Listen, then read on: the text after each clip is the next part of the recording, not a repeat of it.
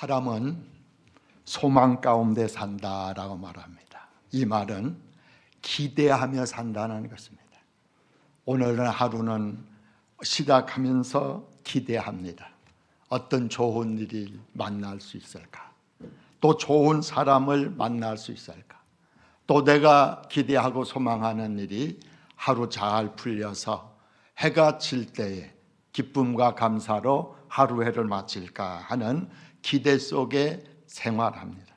그 기대가 한 주간 또 혹은 한 달 또 1년, 10년을 바라보면서 사람은 소망 중에 살아간다고 하는 것입니다. 그 소망이 바로 내가 꿈꾸는 기대라고 하는 것입니다. 그래서 그 꿈을 크게 꾸는 사람은 큰 기대를 가지고 살아가기 때문에 날마다 그 꿈 속에 기쁨을 갖게 되어집니다. 또 감사함이 있습니다. 그러나 기대와 꿈을 가지지 못하는 사람에게는 감사도 없고 기쁨이 없는 생활. 그래서 내 인생이 왜 이렇게 허무할까 하는 생각을 가져보게 되어집니다. 여러분, 오늘도 교회에 오시면서 기대하고 오신 줄로 믿습니다. 오늘 목사님께서 주시는 말씀이 어떤 말씀일까? 저는 교회에 출석하면서 그런 기도를 드립니다. 하나님, 오늘도 주시는 귀한 메시지를 통해서 기쁨과 감사가 충만하게 해 주옵소서 라고 하는 기도를 드리게 됩니다. 그러므로 교회 오는 그 걸음이 가벼워요. 또 교회에 오는 마음이 기쁘고 즐겁습니다. 그런 기대 속에 오늘도 우리들의 사랑하는 귀한 성도님들이 한자리에 오게 된 줄로 믿습니다. 오늘 본문의 말씀은 이 사도 바울이 간절한 기대와 소망이 있었다고 하는 것입니다.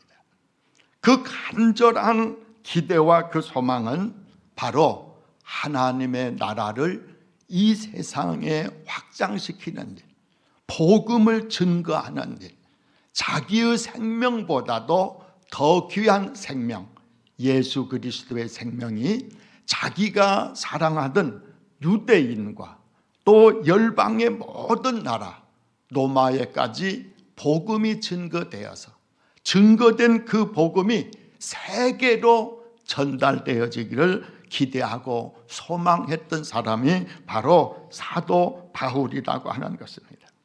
그러기에 이 세상에서 가장 넓은 지역을 복음화하고 많은 후학 신학에 영향력을 끼친 사람이 그 사도 중에 사도 바울이라고 하는 것입니다. 12사도에게는 신학이라고 하는 말을 붙지 않습니다. 그런데 바울 신학이라고 하는 신학을 공부하게 되어지는 것들을 보게 되어집니다. 그것은 바울의 영향력이 얼마나 컸다 하는 것을 증명해 주고 있다고 하는 것입니다. 그것은 이신득이라고 하는 사람이 믿음으로 의롭다함을 얻고 사람이 구원함을 받는 것은 믿음으로라고 하는 것입니다. 그러기에 그는 믿음의 사람이었고 또 목회자였고 전도자요, 오늘의 신학자로 일컬게 되어진다고 하는 것입니다. 어떻게 그는 위대하게 되었을까요? 간절한 기대와 소망이 있었기 때문이라고 하는 것입니다. 사랑하는 우리 성도 여러분, 금년 내 한 해가 열은 지가 한 달이 지나가게 되었습니다. 우리 어른들로 말하면 신정도 보내고 구정도 보내게 되었습니다.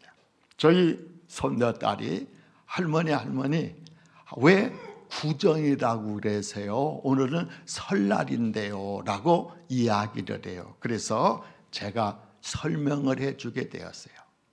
과거에는 우리 민족은 그 고유한 명절이 있었는데 추석과 설날이었다. 근데 일본이 우리나라를 지배하면서 설날을 없애려고 신정을 세게 하게 되었는데, 그때부터 우리 어른들은 1월 1일 첫날은 신정이고 구기제 설날은 설날이라고 말하지 않고 옛날부터 구습적으로 지켜오던 그 날을 바로 구정이라고 했단다 하니까 그 아이가 고개를 끄덕끄덕 하면서 생각해요. 그 설이라고 하는 것을 보니까 설은 바로 삼가다 조심하다라고 하는 말입니다. 우리가 왜 떡국을 잡술까요? 아마 설날이면 떡국을 끓이지요. 아마 해마다 우리 시온영광교회가 떡을 팔지요. 금년에도 팔았어요. 그 여전도의 짭짤한 수입건이거든. 예, 그래서 이것을 많이 팔아야 돼요. 근데 그 떡국을 먹는 전례는 이렇게 됐답니다. 그 떡국은 어떻게 해요?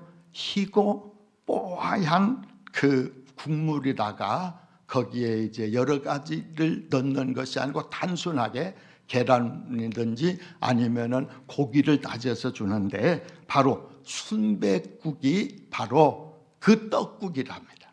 그래서 지난해 묵은 것은 다 보내고 새롭게 새 것을 가지고 우리가 살아가자 하는 의미에서 우리 선조들이 떡국을 설날에 먹었대요. 그래서 많은 사람들은 그렇게 말해요. 나는 떡국 안 먹어. 어른들은 그래요. 왜냐하면 나이를 안 먹으려고. 근데 미안하지만요, 동짓달 새알 수집이 잡수었죠. 그것이 나이를 먹게 한답니다. 그러니까 우리들이 떡국은 새로워지는 것이고, 동짓날 그 새알은 한 살을 먹게 한대요. 그러니까 나이를 자꾸 늘어가는 것을 싫어하는 사람은 떡국을 안 잡수는 것이 아니라 뭘 안 잡수야겠어요? 그 맛있는 것을 먹지 말아야 합니다. 그래서 이 설의 의미는 새롭게 삼가한다는 거예요. 자기를 살핀다는 거예요. 특별히 우리의 민족의 어른들은 그와 같이 설을 지나면서 뽀얀 국물에 새롭게 다시금 시작한다고 하는 의미가 있었다고 하는 것입니다. 바로 그것은 우리들이 새로워지게 되어진다는 것입니다. 오늘 우리 목사님께서 저를 안내하면서 길이 많이 넓어졌습니다. 제가 50 뭘 생각해요?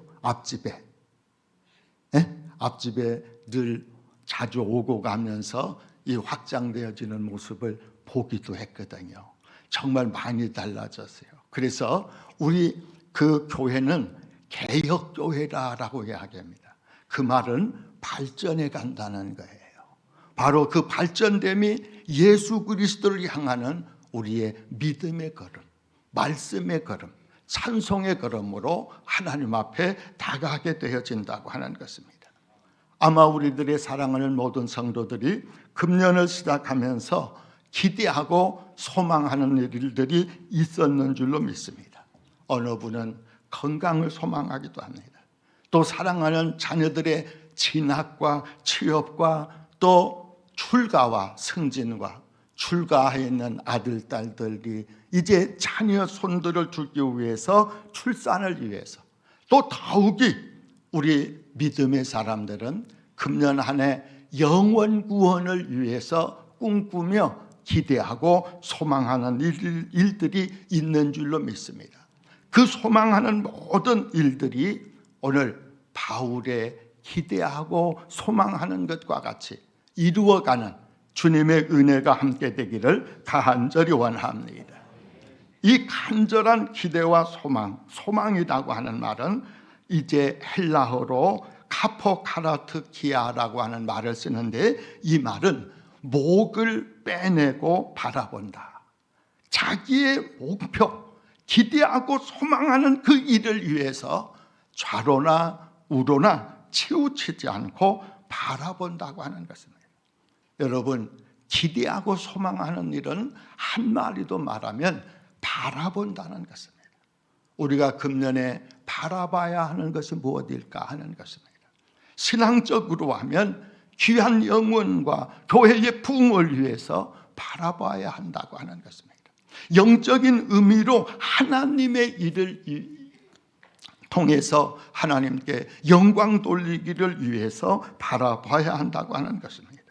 그러므로 우리들에게 사도 바울은 절실한 소원이 있었는데 그 절실한 소원은 그의 일생 동안 예수 그리스도를 바라보고 예수 그리스도가 온 세상에 두루 퍼져나가기를 그는 갈망하고 기대하게 되었다고 하는 것입니다. 그러므로 그 바울을 예수 그리스도를 통해서 받은 은혜를 나누게 되었다고 하는 것입니다. 그러므로 하나님께서 주시는 그 은혜와 사랑은 내 것이 아니고 하나님의 것이기 때문에 나만이 간직하는 것이 아니라 많은 사람들에게 공급해 주는 그 기대와 소망이 있었다고 하는 것입니다. 그러면서 그 사도 바울은 오늘 본문 20절 말씀에 나의 간절한 기대와 소망을 따라 아무 일에든지 부끄러워하지 아니하고 라고 말씀을 들려주고 있습니다. 그가 기대하고 소망하는 그 주의 나라를 이루기 위해서는 스스로 부끄럽지 않게 살기를 갈망하게 되었다고 하는 것입니다. 그래서 아무 일에든지, 이 아무 일에든지라고 하는 범사의 일을 말씀해 주고 있습니다. 우리들의 부끄러움을 가지지 아니하는 생활은 하나님께 영광을 돌려드리는 생활이라고 하는 것입니다. 그런데 우리가 무엇이 있을 때에 부끄러움을 가질까요? 바로 잘못을 저질러거나 실수하거나 혹 죄를 지었을 때에 부끄러움을 가진다고 하는 것입니다. 그 부끄러움은 하나님의 영광을 가리기 때문이라고 하는 것입니다. 또 그 부끄러움은 어떤 때 우리가 부끄러움을 가집니까? 하나님께서 내게 주신 사명을 감당하지 못하게 될 때에 부끄러움을 가집니다. 직분은 있으나 바로 사명을 감당하지 못해서 그 자리만 알고 앉아 있으면 덕이 되지 않아 부끄러움이 되어진다고 하는 것입니다. 그러므로 우리는 주의 은혜의 자리에 앉고 주의 은혜의 그 복음을 전해야 된다고 하는 것입니다. 또 두 번째로는 부끄러움을 당하지 아니하는 부끄러움을 갖는 것은 무엇이기 때문입니다. 바로 자기의 의무를 감당하지 않을 때에 곧 부끄러움을 가집니다. 주부가 주부로서 가장이 가장으로서 자기의 의무를 감당하지 못하면 부끄러운 어머니, 부끄러운 아버지가 되어진다고 하는 것입니다. 마찬가지입니다. 오늘 우리에게 하나님께로부터 많은 직분을 받았습니다. 혹은 이제 목사님으로, 장로님으로, 또 전도사님으로, 또 권사님으로, 집사님으로, 교사로 우리들이 직분을 받았습니다. 그런데 이 직분을 감당하지 못하는 그 일이 바로 부끄러운 일이라고 하는 것입니다. 그래서 오늘 우리의 믿음의 사람들은 부끄러움을 받지 않게 하기 위해서 바로 최선을 다하는 사람이 되어야 한다고 하는 것입니다. 아담과 하와가 이제 하나님께서 먹지 말라고 하는 열매를 따서 먹게 되죠. 그 이후에 어떤 일이 생겼습니까? 그들은 부끄러움을 알게 되었습니다. 그래서 나뭇잎을 가지고 부끄러움을 가리게 되었습니다. 그리고 그들은 큰 나무 아래에 숨게 되었습니다. 부끄러워서. 하나님 보기에 부끄럽고 그제 대간에 보기에도 부끄러움을 가지게 되었습니다. 그때 하나님은 찾아오십니다. 아담아, 아담아라고 부르십니다. 그리고 가죽옷을 이제 지어서 손수 입혀주십니다. 바로 그 양 한 마리 또 짐승 한 마리를 희생시켜서라도 죄를 가지고 있었던 아담을 이제 덮어주게 되어지는 모습을 보게 되어집니다. 사랑하는 우리 성도 여러분, 오늘 우리에게는 할 일 많은 세상을 살아가게 되어집니다. 그 할 일에 자기가 맡은 본분이 있다고 하는 것입니다. 그러므로 그 교회는 하나지만은 지체는 여러 가지라고 하는 것입니다. 이 지체가 조화를 잘 이루어서 하나님의 교회를 이루게 되었고 그 집에 공동체를 이루어서 아름다움을 보게 되어진다고 하는 것입니다. 오늘도 우리에게 부끄럽지 아니하는 하나님의 사람으로 살아가야 한다고 하는 것입니다. 교회 안에서만 이제 내가 하나님의 사람이 아니라 교회 바깥에 가정에서도 하나님의 사람이 되어야 합니다. 또 직장과 일터와 사업장에서도 하나님의 사람이 되어야 한다고 하는 것입니다. 요사이 직장에서 자기의 교회를 출석하는 것을 노출을 시키지 않고 직장 생활을 하는 사람이 있다고 합니다. 어느 날 목사님이 큰 회사의 중역을 맡고 있는 분에게 신방을 가게 되었습니다. 그런데 그 회사에 이제 이름 없이 생활한 아주 말단 직원이 하나가 있었습니다. 자기 교회의 목사님이 자기 회사에 이제 중역을 만나러 온다고 하는 소식을 듣게 되었습니다. 그 말단 직원은 목사님이 그 회사에 필요한 것들이 있어서 오시는구나 생각하게 되었습니다. 그런데 뜻밖의 일이었습니다. 그 중역의 이제 사무실에서 하나님 앞에 기도하는 모습을 보게 되었습니다. 그리고 기도가 막히자 이 말단 사원이 들어가서 목사님 하니까 그 목사님이 깜짝 놀라게 되었습니다. 자네도 이제 이 회사를 다니는가 생각했습니다. 그러니까 부장이 눈이 둥글하게 되었습니다. 이제 자네 우리 교회 나오는 줄을 내가 몰랐네 했다고 하는 이야기입니다.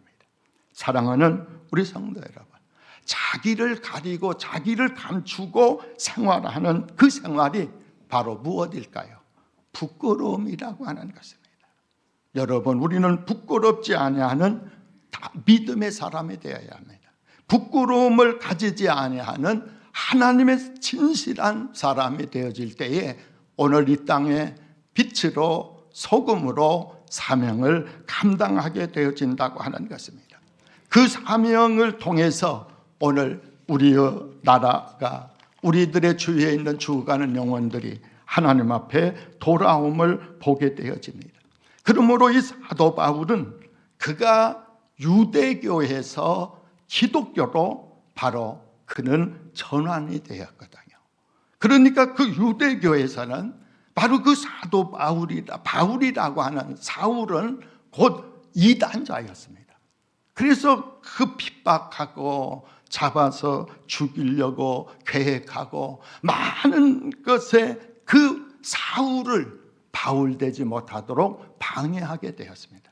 그러나 그 사울은 바울의 그 예수님을 만난 이후에 그는 변화된 사람으로 나는 그리스도인이라고, 나는 전도자라고, 나는 목회자라고 그는 복음을 증거하며 교회를 사랑하게 되었습니다. 그러면서 최후에 디모데후서 4장 7절에 보면은 나는 선한 싸움을 싸우고 나의 달려갈 길을 마치고 믿음을 지켰으니 이제 후로는 나를 위하여 의의 면류관이 예배되었은지 주 곧 의의 의로우신 재판장이 그날에 내게 주실 것이며 내게만 아니라 주의 나타나심을 사모하는 모든 자에게 도니라 라고 말씀을 해주고 있습니다. 사랑하는 우리 성도 여러분, 오늘도 우리들이 바울처럼 부끄러움이 없는 우리들의 믿음이라면 그 믿음에 따른 생활이 이어져야 한다고 하는 것입니다. 그러기 위해서는 우리는 말씀으로 충만한 사람이 되어야 한다고 하는 것입니다. 여러분, 말씀이 없어서 생활이 없습니까? 아니면 생활을 못해서 말씀을 감추고 살아갑니까? 오늘 우리는 말씀의 풍년이 들어있는 세상입니다. TV를 들어도 라디오를 들어도 또 우리들이 이 성경책을 읽어도 이곳저곳에서 말씀이 풍년이 되어집니다. 저희들이 어린 시절에 다 나이가 드신 분들은 기억하겠지만은 부흥회가 있다, 연합집회가 있다면 싸질머지고 다닐 때가 있었습니다. 그래서 74년 엑스포 74가 성공한 이유가 한 곳에 100만이 넘치게 모였던 것을 그 시대는 싸질머지고 가서 고생하고 땀 흘리면서 말씀을 들어야 하는 때였습니다. 그런데 요 사이는 너무나 쉬워요.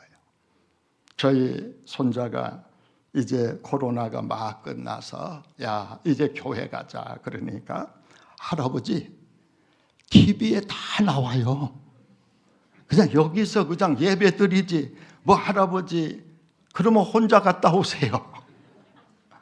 여러분 그래요. 그래서 야 이제 그 코로나 때문에 그 모든 사람들이 TV를 통해서 유선을 통해서 유튜브를 통해서 보던 시대에 교회 오기가 힘들구나. 그래서 제가 설명을 하게 되었어요. 예배는 하나님을 만나게 되는데 물론 유선으로도 또 유튜브로도 TV로도 하나님을 만날 수가 있다. 그런데 우리의 마음가짐이 다른 바로 하나님한테 향하여야 되는데 마음가짐은 뭐에서부터 시작되는 거니? 옷에서부터 시작되어지게 된다. 그래서 옷은 내가 입고 있는 중에 가장 깨끗한 옷, 또 한 번도 안 입어본 옷을 입으면 더 좋은 것이고, 그래서 그 예배의 준비는 바로 이제 우리들의 생활 속에 늘 젖어 있지만은 교회를 향하는 걸음이 옷을 하고 또 얼굴도 깨끗이 씻고 또 얼굴에 화장품도 바르고 그래서 하나님의 나를 예뻐 보실 수 있도록 해야 한다라고 하는 것들을 가르친 일이 있습니다. 사랑하는 우리 성도 여러분, 오늘 우리들이 너희는 세상의 편지라고 말하지 않습니까? 우리의 자신을 통해서 믿지 아니하는 사람이 무엇을 읽어야 돼요? 하나님의 말씀을 읽고 들어야 한다고 하는 것입니다. 그래서 너희는 세상의 빛이라, 너희는 세상의 소금이다 라고 말해주고 있는 것들을 보게 되어집니다. 그것은 바로 생활에 젖어야, 예수 그리스도가 내 생활에 젖어 있어야 한다고 하는 것입니다. 내가 앉는 자리에 예수 냄새가 있어야 합니다. 내가 서서 걸음을 걷는 자리에 예수 그리스도의 향기가, 냄새가 있어야 한다고 하는 말씀입니다. 그러기 위해서는 우리는 말씀으로 충만하게 되고 기도로 이제 그 말씀을 감사하고 늘 우리의 입술에 기쁨과 감사로 찬송이 넘쳐지게 해야 한다고 하는 것입니다. 또 부끄러움이 없는 생활은 오늘 우리들이 하나님 앞에 이제 늘 예배하는 자의 마음으로 생활해야 한다고 하는 것입니다. 그 예배는 시간도 드리고 물질도 드리고 내 생활을 들여서 최상의 것을 하나님 앞에 영광을 돌려드려야 한다고 하는 것입니다. 그러기 위해서는 어떻게 해요? 온전한 예배, 그것을 드려야 합니다. 한번 물어볼까요? 휴대폰 안 갖고 오신 분 손 들어보라고 해볼까요? 여러분, 교회 오는데 뭔 휴대폰이 필요해요? 필요하지 않아요. 왜? 온전히 하나님 앞에 드려지는 그 시간에 세상 것 다 놔보세요. 놔집니다. 제가 목회하는 동안에 하루를 내 종을 쉬게 하라 해서 종을 쉬게 했는데 무엇을 쉬게 했을까요?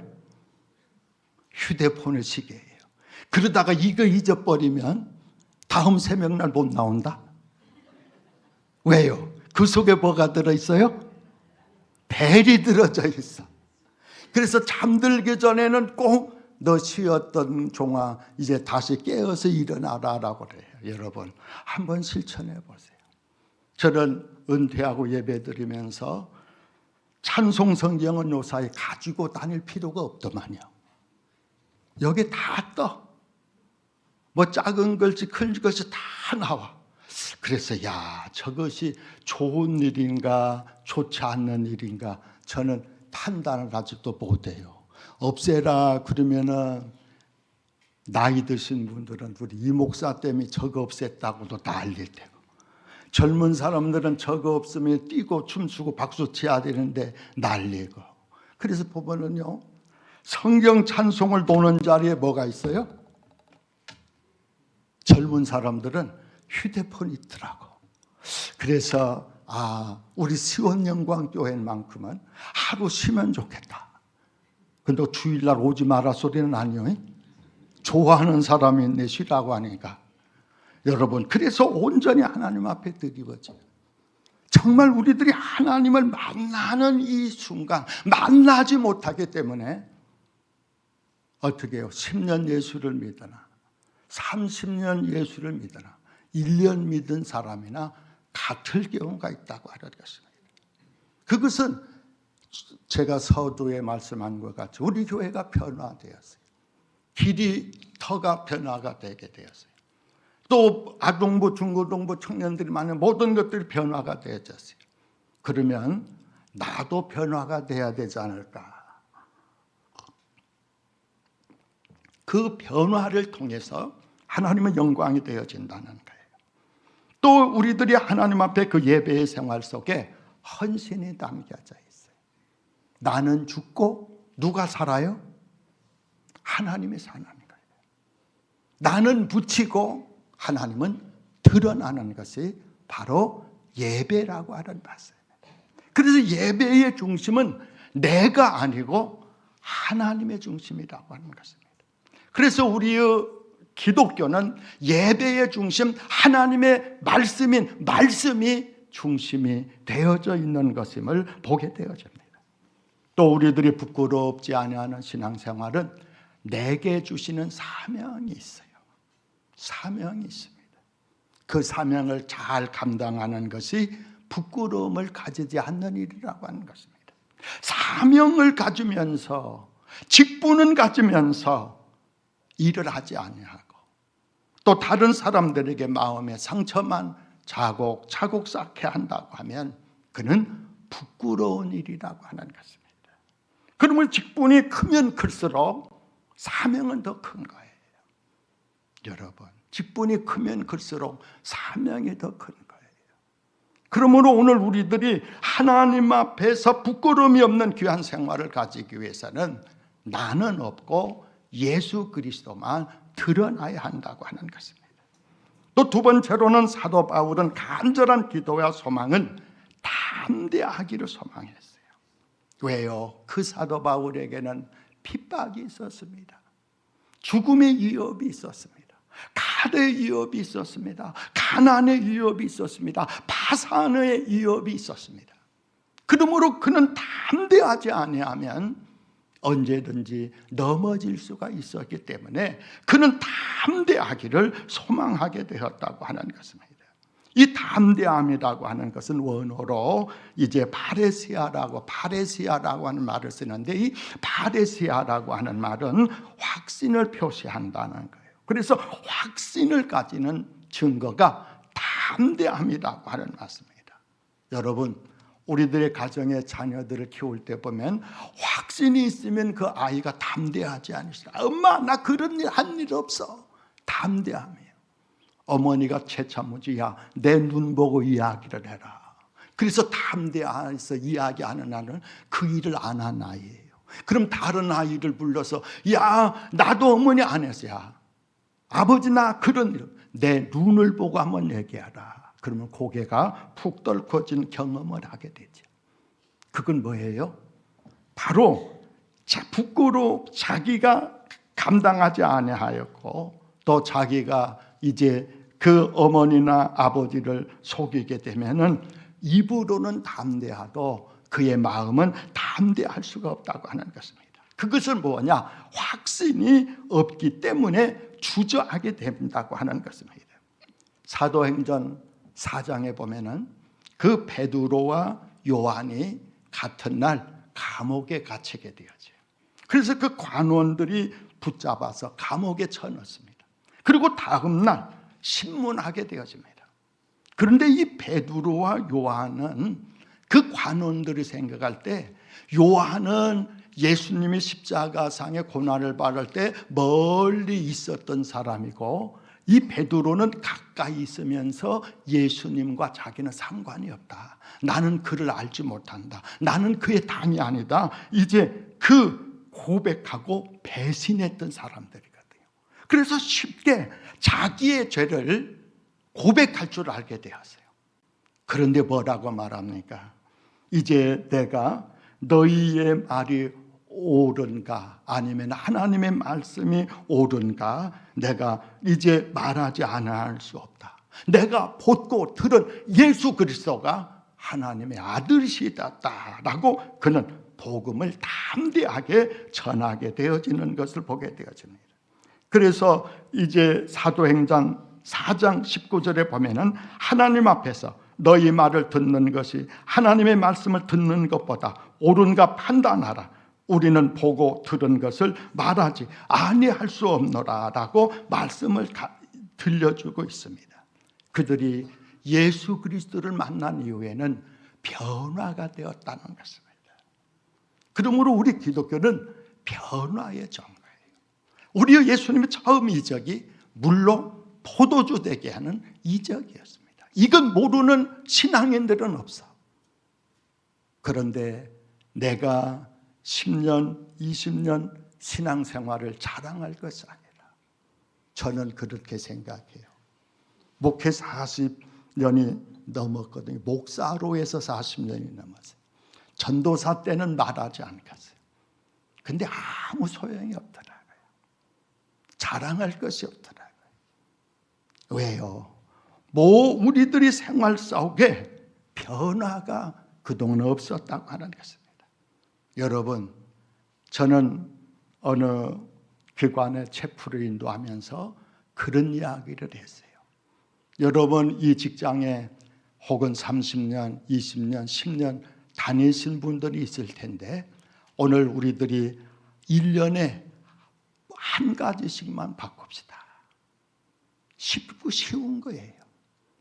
여러분 5명, 10명 전도합시다 그러면 어려운데 금년에 한 사람 전도합시다 그러면 쉽게 생각하죠. 여러분 나를 싹쓸이 변화시키려면 그건 거짓말이에요. 변화가 되지를 않아요. 사람은 바뀌지 않는다는 말이 있어요. 그런데 우리 그리스도인들이 내가 1년 중에 한 번 바꿔봐야 되겠다. 말에 실수가 있었던지를 내가 바꿔야겠다. 내가 나쁜 습관이 있으면 내가 바꿔야겠다. 끊지 못했던 것이 있었으면 끊어봐야 되겠다. 그래서 한 가지만 작정하면요, 그 해에 한 가지 고쳤습니다. 10년 가면 몇 가지 고칠까요? 10가지 고쳐요. 20년 가면 몇 가지 고쳐요? 고칠 것 없어. 그대로 살아도 돼. 우리들 10가지만 고쳐도 그대로 살아도 돼요. 아주 훌륭한 장점만 보여지는 거예요. 왜요? 단점은 하나, 2개 때문에 보이는 것이지 그 단점 때문에 8개, 9개가 묻히지는 것이지 장점은 그대로 있는 거예요. 그런데 내가 신앙생활을 하면서 10가지를 고쳤다 그러면 어떻게 해요? 완벽하지는 않지만 그대로 살아도 하나님은 이쁜 딸이다, 아들이다 말씀해 줄 거라고 하는 것입니다. 사랑하는 우리 성도 여러분, 우리 교회에 이제 그 목사님께서 전화가 왔어요. 이렇게 선교를 하는데 이렇게 많은 수가 가는데 그 목사님 그 돌아오는 주간에는 저에게 설교해 주세요.